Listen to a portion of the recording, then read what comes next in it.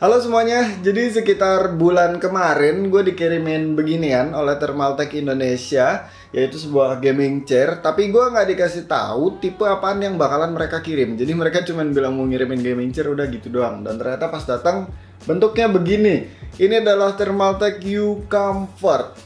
Apakah se-comfort namanya? Nggak enak banget bridgingnya. Udah, kita mulai aja reviewnya dah. Untuk proses perakitannya nggak usah gue jelasin panjang lebar lah ya. Pokoknya gampang banget dan nggak ada experience aneh-aneh pas gue ngerakit si U Comfort ini.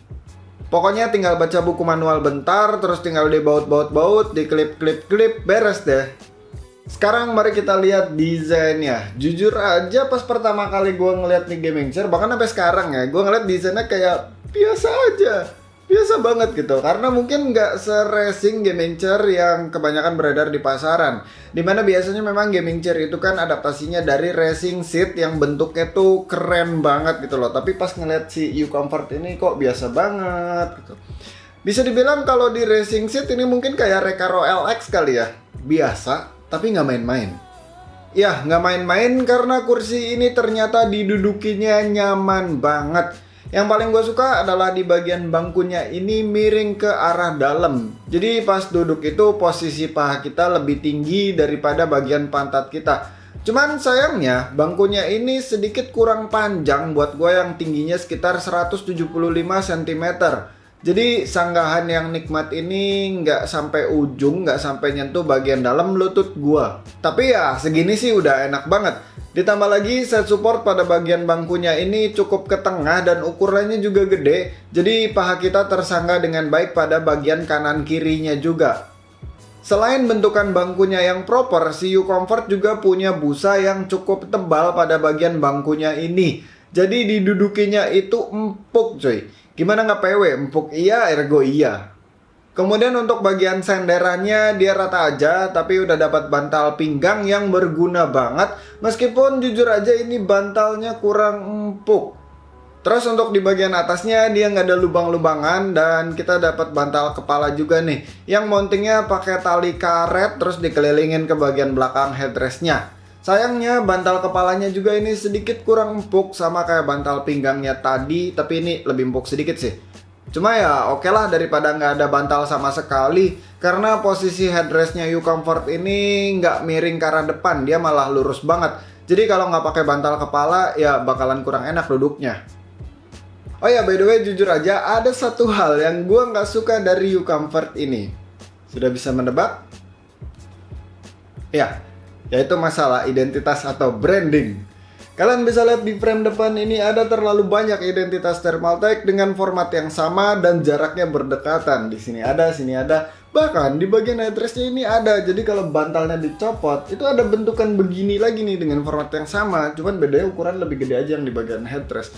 Come on, menurut gue 3 spot dalam satu frame dengan format yang sama, dengan jarak yang deketan, itu terlalu banyak. Lagian kalau orang ngelihat di bagian headrest udah ada identitas Thermaltake, gua rasa orang-orang nggak perlu konfirmasi lagi dengan cara melihat bantal pinggangnya ada tulisan Thermaltake atau enggak. Kalau nggak ada berarti itu KW, kalau ada berarti original, kan nggak gitu juga.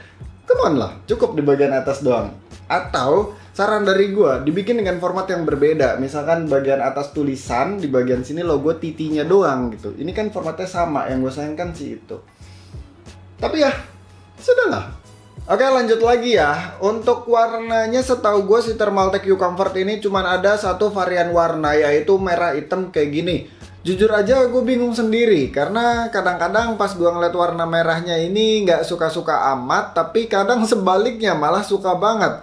Mungkin sisi yang bikin gak suka karena pakai warna gelap yang kadang kelihatan kayak kusem atau udah kemakan umur gitu. Tapi di sisi bagusnya juga karena warna merah gelap kayak gini nggak lebay dan nggak mencolok. Jadi overall bisa gue bilang bahwa gue masih tetap lebih banyak sukanya daripada nggak sukanya sama warna merahnya U Comfort ini. Gue nggak tahu di kamera itu kelihatan merahnya kayak gimana. Yang jelas kalau kalian melihat langsung ini merahnya cukup gelap pen. Jadi gue sangat apresiat ke Thermaltake untuk hati-hati dalam pemilihan warna merahnya ini, karena gue ngebayangin seandainya ini gaming chair pakai warna merah solid yang terang yang nyorot banget, itu kayaknya bakalan kurang nyambung sama overall setup desainnya yang udah simple, begini doang gitu, nggak ada bentukan yang neko-neko. Sedangkan untuk warna hitamnya ya normal-normal aja, dia nggak pakai hitam pekat tapi bagus kok. Terus untuk material kulit yang digunakannya ini jujur aja dia nggak halus-halus amat, bukan yang terhalus yang pernah gua coba, dan dia malah berasa tebel banget. Coba kalau alasannya untuk durability ini nggak masalah sama sekali sih, karena toh masih enak juga pas didudukin. Sekarang kita pindah ke armrest. Jadi si uComfort ini punya yang namanya 2D armrest. Jadi dia bisa di-sliding ke depan ke belakang dan juga bisa diatur ketinggiannya. Tapi ada satu hal yang cukup menarik di sini, bahwa armrestnya si uComfort ini sombong banget cuy. Jadi bagian pengunciannya ini kalau kita mainin ya,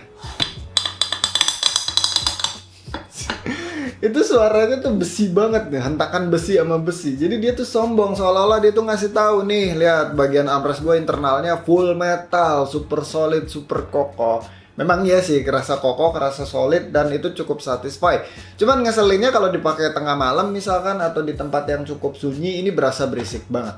Terus si uComfort ini punya opsi reclining pastinya. Gue cek di websitenya sih cuman bisa 135 derajat, tapi itu udah cukup banget. Kalau bisa 180 derajat sekalipun buat gue nggak kepake.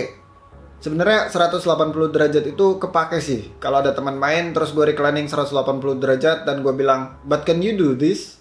Habis itu udah gue naikin lagi. Selain ada fitur reclining, si uComfort ini juga punya high adjuster karena kakinya dia pakai hydraulic gitu, yang juga bisa diatur tensionnya. By the way, untuk kakinya no komplain banget sih. Rangkanya kokoh abis, rodanya juga bagus banget, berasa banget premiumnya. Masalah kaki-kaki ini penting juga karena kalau bagus kayak gini, usernya kan jadi nggak takut kalau mau duduk di sini. Asalkan beratnya sesuai dengan yang direkomendasikan, yaitu maksimal di 140 kg. So, segitu aja yang mau gue ceritakan dari si Thermaltake uComfort ini. Dan untuk harganya ini kalau nggak salah sekitar 3,5 sampai 4 jutaan. Gue kemarin lupa nggak nanya MSRP-nya. Ya, pokoknya sekitar segituan lah setahu gue. Gue lihat di label asuransinya aja ini 4 juta kalau nggak salah. Dan gue nggak tahu ini barang goib nggak di marketplace. Soalnya gue dapat barang ini kan dari Thermaltake-nya langsung. Jadi ya mereka pasti punya harusnya. Kalau di pasaran gue nggak tahu goib atau enggaknya. Dan overall untuk di harga, aduh gue nganggapnya berapa ya? Ya pokoknya di range 3,5 sampai 4 jutaan ini udah termasuk oke banget coy. Thermaltake nggak salah ngasih nama uComfort di gaming chair ini karena ini didudukinnya bener-bener nyaman banget. Meskipun desainnya nggak selera semua orang, tapi ya kalau nyaman mau ngomong apa lagi. Dan untuk masukan, kritik, saran, plus minus semuanya kayaknya udah gue sampaikan semua di video kali ini ya. Jadi segitu aja videonya, thank you udah nonton, sampai ketemu di video selanjutnya, bye.